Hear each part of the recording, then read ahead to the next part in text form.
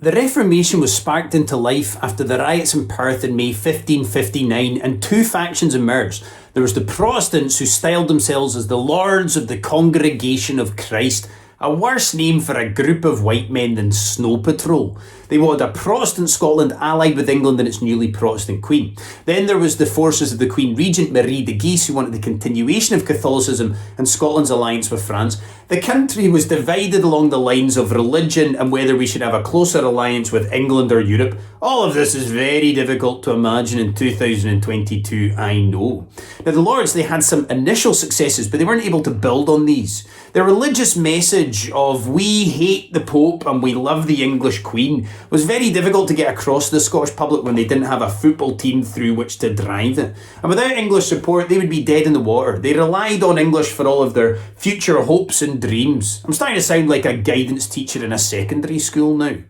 Now the English were sympathetic, but they didn't commit. And so the Lords, they changed tack, and instead of making their cause about Protestantism, they made it much, much more anti-French, because they recognised if you want support from Westminster, you've got to ramp up that European xenophobia.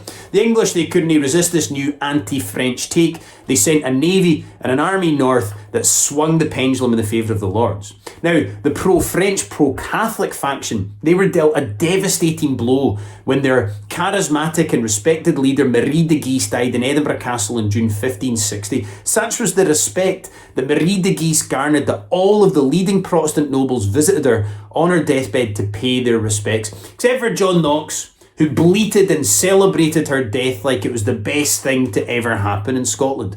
John Knox is kind of like the Nigel Farage in all of this. A massive cunt, basically. And so the Treaty of Edinburgh was signed in July 1560, in which England and France agreed to remove their forces from Scotland. And shortly after, Scotland was now officially a Protestant country. And I think we were probably always destined to be Protestant. If ever there's a country that's going to choose grey misery over the-top showiness, it was always going to be us.